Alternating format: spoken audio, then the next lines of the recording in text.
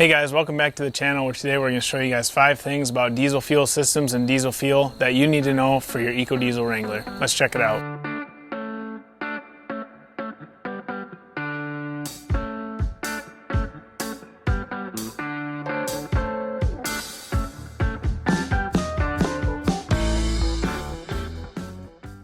Alright guys, so today's video actually comes from a question from one of the viewers. He kind of said, hey, I'm new to this whole diesel thing. What do I do about the diesel fuel system? And I thought that was a great idea for a video. So today I want to show you guys 5 things about diesel fuel and diesel fuel systems that you should know if you have or are planning on getting a new EcoDiesel Wrangler or Ram pickup or really any diesel vehicle. So I'm kind of lucky because I've been around diesels my whole life and it's just kind of second nature to me, but it is interesting because a lot of people really haven't been, and there are a couple quirks and special things to do with diesels. So I want to give you guys 5 things that you need to know, just a short, simple video about how to keep your diesel happy. All right, so number 5, the 5th most important thing you need to know about diesel is that it is completely different than gas. Gasoline, you really probably have never had to worry about getting water in your fuel, which is really a primary concern with diesel. So diesel is a hygroscopic fluid. So that means that it just has a tendency to absorb water. So by nothing that you can do, just by your diesel fuel existing, it'll absorb humidity from the air and that can collect at the bottom of your tank and give you problems with water in your fuel. Also, not so much what you do, like when you buy diesel fuel from the station. If it's sitting in one of those huge underground tanks for a long time, or if they don't have good maintenance on their tanks, there could be water in the fuel that you pump into your diesel tank, and that's also a problem. Water in your fuel not only does not burn, so your engine won't run, but it also can freeze. So for those of us that live in the colder climate like we do in Michigan, sometimes you'll just get a really cold day and all of a sudden, you'll have issues with your fuel system, right?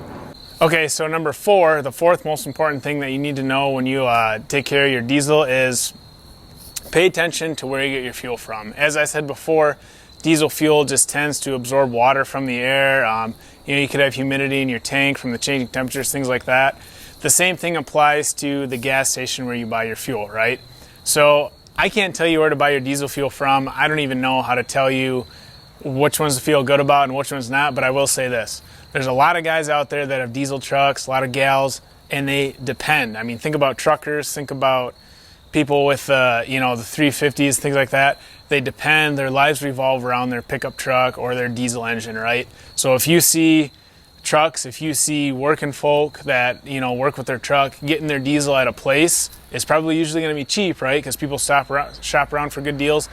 That's probably a place you can feel good about buying your diesel from. Don't go buy your diesel from the place that always had cheap gas and they happen to have diesel too or something like that, right? Just pay attention and grab your receipt, because if you have issues with your fuel and you get bad fuel from a gas station, you can take that back and say, hey, look, I bought this fuel, this is the tank I'm on, and then they're liable for damages that you might have.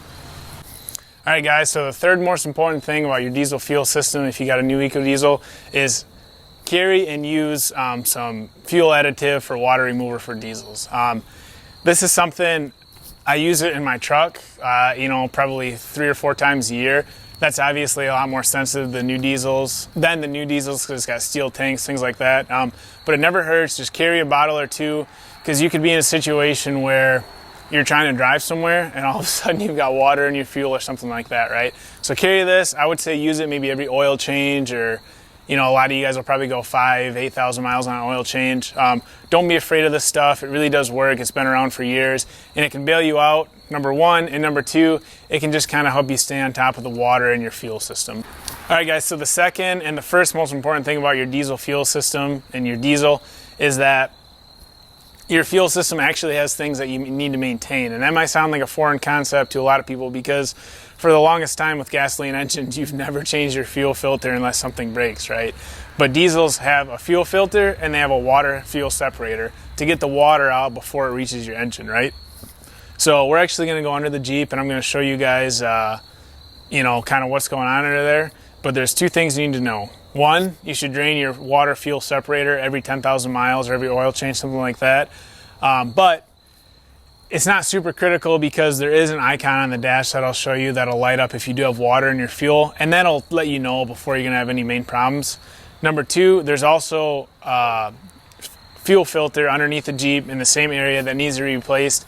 Jeep recommends every 50,000 miles or so. I think that should be plenty unless you're getting bad fuel or something like that or having issues. So let's go under the Jeep and take a look. All right, guys, so we're underneath the Jeep taking a look at the fuel module. This is going to have a fuel pump in it, you know, kind of up top under the shroud. It's going to have a water fuel separator, and it's going to have a filter in it. So if you need to change the fuel filter, it's funny, I'm not sure if this is just the Rubicon or all Jeeps, but there is a skid plate on this, which is important. You don't want to bash this on rocks. So you'd have to take that skid plate off, and then if you look up in there, there's just a hex. It's going to be very similar to the oil filter. Just a cartridge you pull out and swap a new one in. Before you do that, and the other part is there's actually, if you can kind of see up there, a little petcock, they call it, a little valve. And under here, there is a, I'm not sure if you're going to be able to see it, there is a little spout that you can actually fit a chunk of gas line on. So if you were going to change your fuel filter, I would recommend draining this first, but also if you want to drain your water fuel separator, you can just shove a chunk of gas line on like that, and then you don't have to make a mess when you do everything. So I've got that piece of hose on the little spout there. Make sure it's all the way up. And then, ooh, it rolled away on me. I like to use a clear bottle, you know, like a Gatorade bottle or a water bottle or something like that. Because that way, here, let me fixture the camera here. Ooh, if I can. It's gonna be tricky. I need another hand. Because that way, you can actually see what comes out. Sorry about that, guys. So I'm gonna go ahead, put my gas hose in here. And like I said, you reach up there and there's a little valve. Loosen her up. I can hear it draining.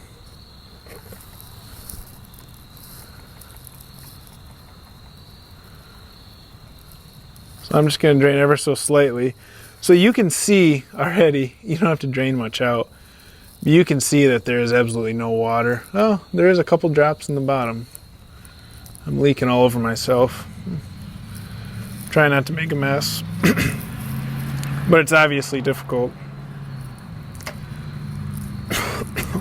So I'm going to go ahead and shut that and then show you guys. So if you look, you can actually see a couple drops of water in the bottom there. And that's kind of what you're looking for.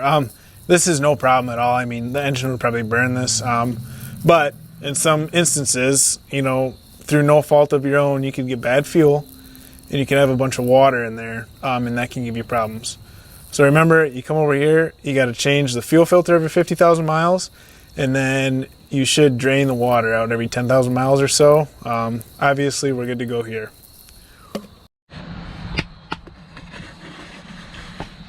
Alright guys, so I just wanted to show you, I actually had to dig for this. There's a diesel supplement manual, a lot of good information in here for your Jeep. But I did tell you there was a light that would come on if you had water in your fuel, and that's right here. So this will come on if you do have water in your fuel, and there's kind of some instructions here and then in the manual on what to do if you have water in your fuel, how to drain it. And I just want to show you quick, it's up in the top right.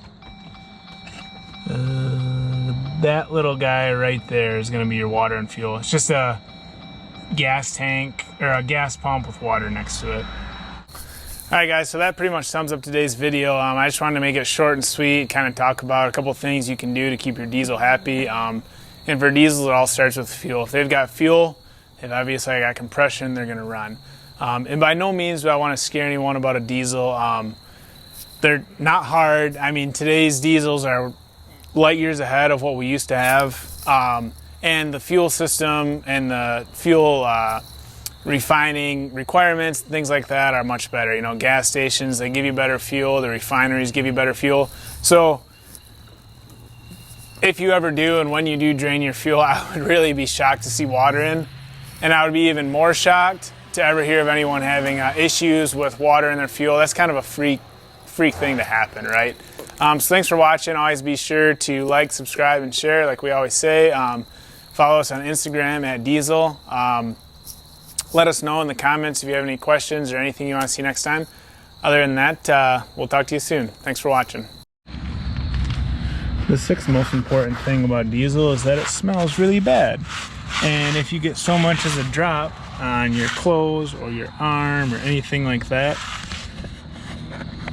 you're gonna smell, and your wife's gonna tell you smell, and you're probably gonna have to shower, you know, wash everything. I just made more of a mess. Diesel's great, so get a diesel, everyone.